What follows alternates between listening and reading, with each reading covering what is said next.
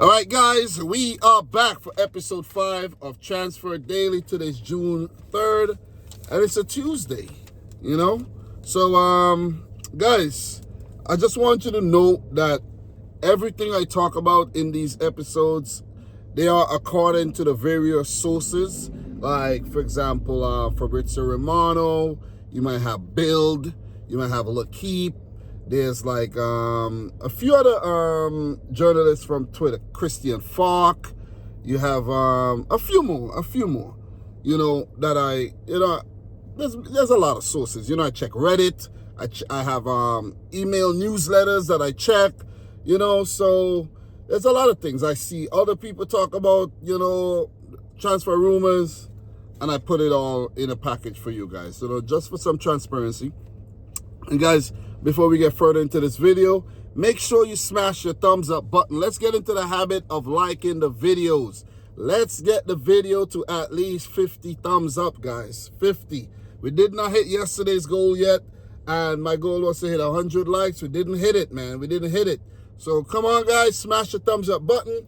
We have quite a few players to talk about. Some of them repeat players, but a lot of the players that I have in each episode are just new things coming out because, you know, there's hundreds of players and there's a lot to talk about. So, you know, as the days go by, I'll just build on, you know, there's like developing and emerging situations, and I'll just add it on. So I might talk about a player yesterday, not talk about him today, but talk about him tomorrow, if you understand what I'm saying. So, guys, we don't have a lot of time. I have about 20 minutes, so let's get through this episode. I don't want to make the episodes long and drawn out. So, you know, 15 to 25 minutes, basically. So, guys, let's start. First one is the 20-year-old Frenchman, Mathis Tel, who is currently on loan. Well, he was on loan at Spurs from Bayern Munich, where his contract expires in 2029. He has a market value of 35 million euros, and Spurs are looking to make the deal permanent. If they don't make the deal permanent, they would have to pay Bayern Munich 10 million to use him, you know, for their services. I think it came in for like January, if I'm not mistaken. That's one expensive loan spell. He scored 3 goals, and I think he only picked up like 1 assist. And while he was at Bayern Munich, he didn't score any goals this season. So hence the reason they had to loan him out so he could get that experience. And I think, you know, he got a little decent experience playing for Spurs in the Europa League that they went on to win, and in the Premier League as well. So we have a confirmed signing, guys. Romel Donovan, a right winger. He joins Brentford, the senior team from Birmingham, but he was previously on loan at Brentford B team from Birmingham, and he has seemingly impressed, and he has signed for an undisclosed fee. So we have a big one. We have a couple big ones, you know, to talk about. And Bryan Mbeumo, who had 28 goals and assists this season. Well, 20 goals, 8 assists for Brentford. He says he's been linked to the move out of Brentford, and he's been linked with Arsenal and a few other clubs, but he says he wants Manchester United. That's his number one destination that he wants to go to, and he's been linked to Spurs and Newcastle. Those are the other teams, because I did write it down. That has been the interest there so far for Bryan Mbeumo, and he's been a consistent performer over the years for Brentford. He's only 25 years old, so he's still very young. He's a Cameroon international.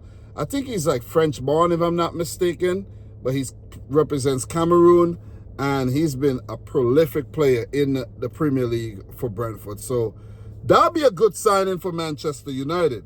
It's not that these players are not really good signings when they leave their clubs to join Manchester United. It's just that when they get to Manchester United, they just turn to shit, basically, you know. And guys, also, if you have any suggestions, any transfers you want to hear me talk about in future episodes, any rumors, let me know in the comment section down below. And don't forget to smash the thumbs up button.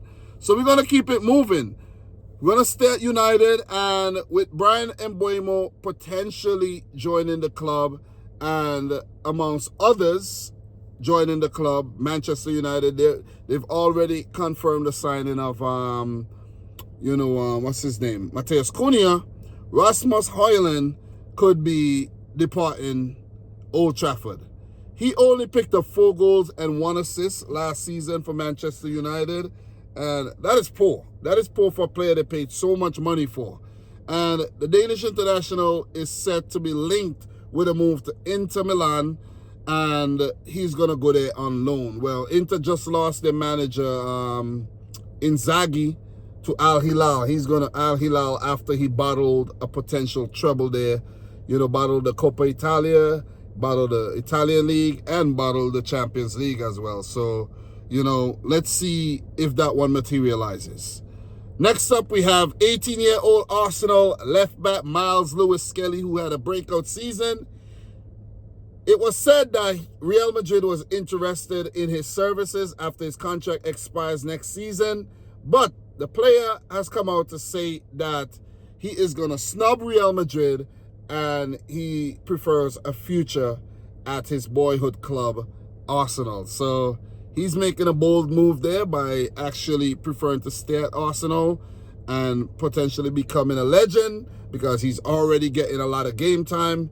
He's practically their #1 left back right now, so he probably don't think it's a good idea at his young age to relocate to Spain and possibly be far down the pecking order. So I guess it could be a good move, you know what I mean? But not many players would snub Real Madrid. So, you know what I mean? I hope you know what you're doing, son. The chance might never come back again to play for arguably the greatest club in the world.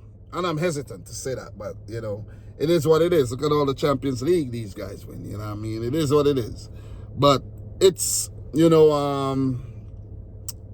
subjective, basically. So next up, we have a big one again, 19-year-old Job Bellingham. His market value is currently at 22 million, but he does have a release clause at 40 million euros, and he's been linked with a move to Borussia Dortmund from Sunderland, who just recently got promoted to the Premier League. Let me say this. I would have really liked to see Joe Bellingham play in the Premier League to see what he's really made of. I did not watch him in the Championship, but players do go to, Borussia Dortmund and blossom into spectacular players. You check Erling Haaland, Jude Bellingham, Job's brother. You check Ousmane Dembele.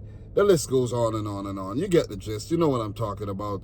So he was actually linked with a move to some other clubs, like I think other Premier League clubs were interested in his services, but he is choosing to go to Borussia Dortmund. Next up, we have the 28-year-old Frenchman. He got about 58 caps. Kingsley Coman, who's been at Bayern Munich for quite some time, been a serial winner at Bayern Munich. I think there was a record before Bayer Leverkusen won the title that he had won the title every single year he was at Bayern Munich, which is absolutely nuts. So he knows how to win, and he was part of the team that won the Bundesliga this season. But it's said to believe in the club. He wants to leave Bayern Munich for a new adventure. His contract goes on until 2027, so the player still got 2 years left on his contract, but he wants to leave. Right now, he is linked with a move to Newcastle United. He's also linked with a move, I think Newcastle is the only team I saw being mentioned, but he's probably linked with a move to Tottenham Hotspur. But with him going out of the club, Bayern Munich are said to be interested in the service of Marcus Rashford and Luis Diaz. I know I spoke about Rashford before, linked with a move to Barcelona and probably, Saudi Arabia or elsewhere. And Luis Diaz linked with Saudi Arabia and linked to PSG. He's also now linked with a move to Bayern Munich. That'll be a great signing if you ask me, man. So for Coman, he actually played 335 matches for Bayern Munich, scoring 70 goals, picking up 69 assists in the process. Let's see where he ends up. The only problem, I really like Kingsley Coman as a player, but the only problem is he's injury prone. And I mean really, really injury prone, man. So let's see if that would actually materialize. Next up, we have Hugo Ekitike. I did talk about him in the previous episode. I think that was the first time I spoke about him was in a previous episode. And reports are saying that he is more likely to join Chelsea than he is Liverpool. Liverpool are interested in the player, but he is more likely to join Chelsea. And I think the fee would be up to about 85 million euros. So why I think he would join Chelsea over Liverpool is that if Liverpool are going in for Florian Wirtz, and it's going to cost them between 140 to 150 million euros, I don't see them spending that type of money on Ekitike. You know what I'm saying? When he is fairly still raw, and you see what I mean? There's doubts, basically. But the only how I could see that really happening too is if Liverpool use the money that they already have, buy Wirtz, and then go on to sell Darwin Núñez or do a swap deal of some sort, send Darwin Núñez the other way, bring in Ekitike, you know, that could be, you know, a possibility. But for them to just go out there and spend that type of money, I don't see it happening, you know what I mean? Liverpool's owners have been known to be very cheap over the years. And, yeah, I'm really even surprised that they go in for Florian Wirtz for all that money too, you know what I'm saying? Seriously, that's a lot of money. That's a lot of money. Off the top of the head, I can't really think of any. Has there been any other 150 million euro deals in the Premier League? I know Chelsea have splashed the cash on some 100. You know, don't mention City. I think the most we spent was 100 million on Grealish, but Chelsea have definitely spent that type of money multiple times. I think, if I'm not mistaken, Enzo Fernandez, Caicedo, they pay that type of money. You know, Man United spend that type, you know, big money as well. So this might be the most expensive Premier League signing of all time, you know what I mean? Let me just do a quick search right now. Let me go on Twitter and ask Grok.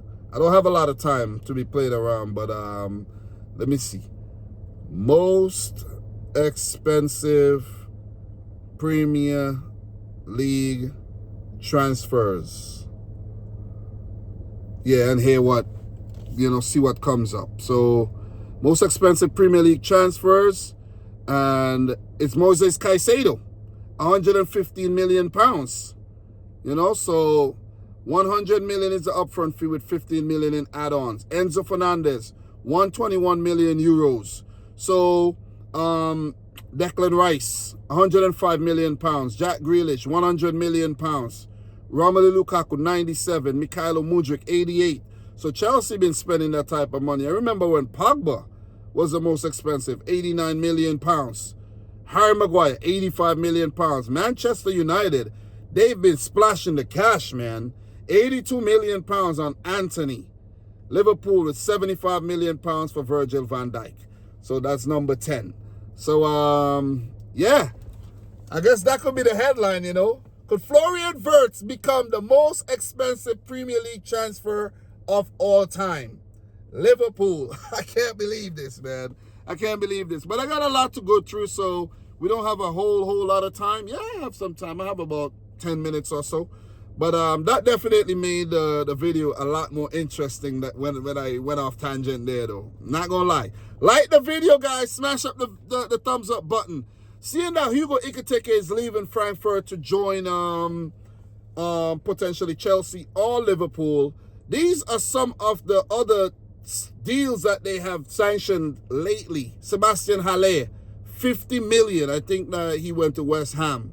Luka Jovic, I think who he joined? Was it Juventus at the time? 63 million. Andre Silva, 23 million. Randall Kolomuani, 95 million. That was a PSG.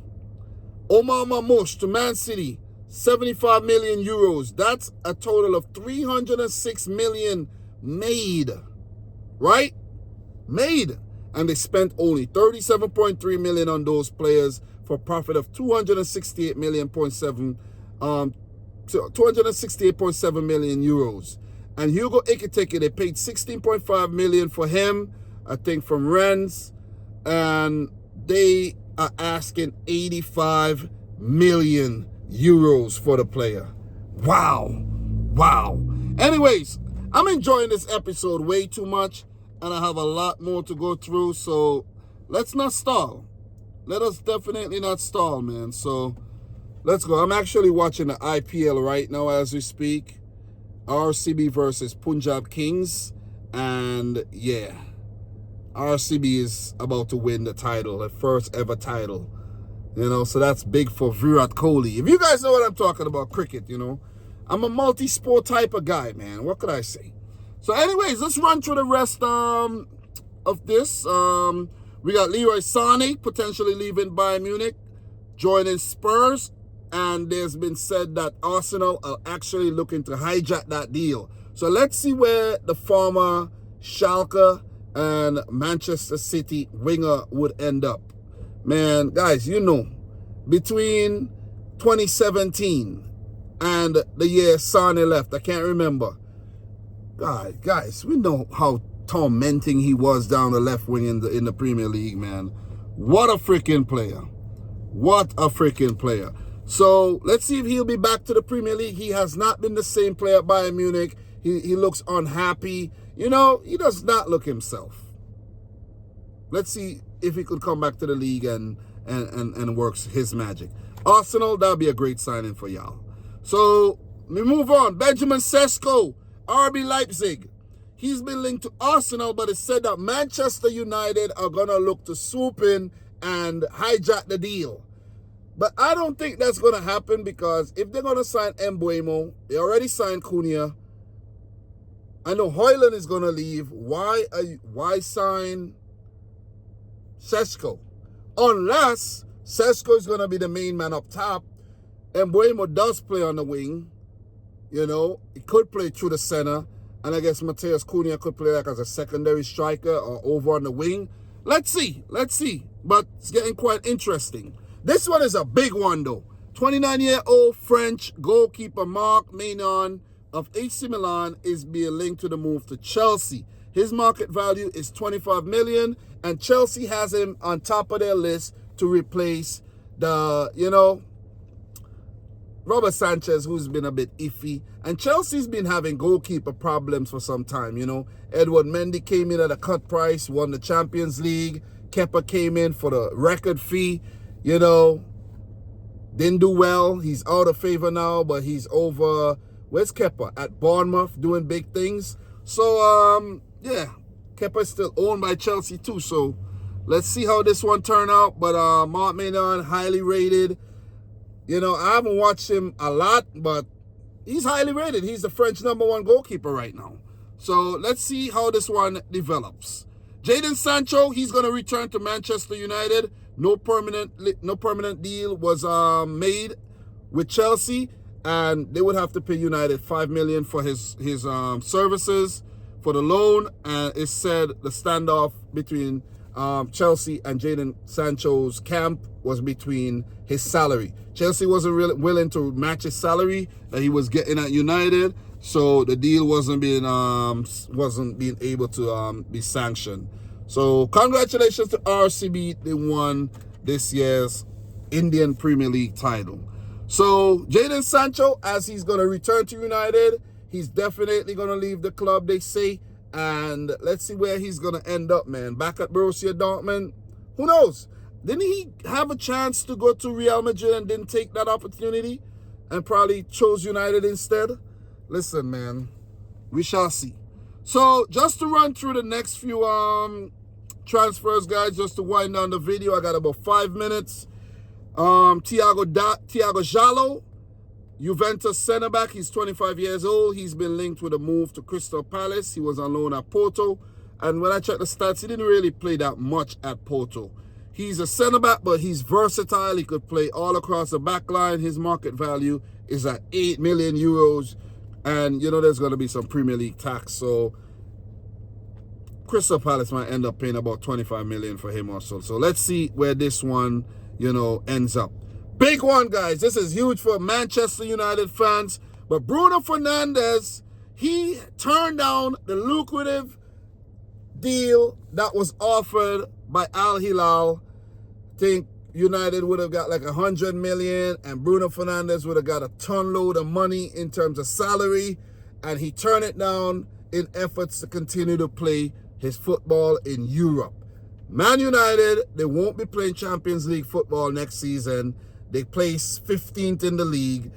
All they have to focus on is, climbing back up the ladder in terms of the Premier League and the local cups. So Bruno Fernandes, he wants to be there as a part of the rebuild with the likes of potentially Mbeumo coming in, Cunha coming in, and a ton load of other players coming in and a few departures as well. So let's see, man. Let's keep an eye on the United's transfer business as they look to revamp under Ruben Amorim, where he's going to really look to put his stamp on the team because he inherited someone else's team. So, well done, Bruno Fernandes, man. Give him a round of applause, man.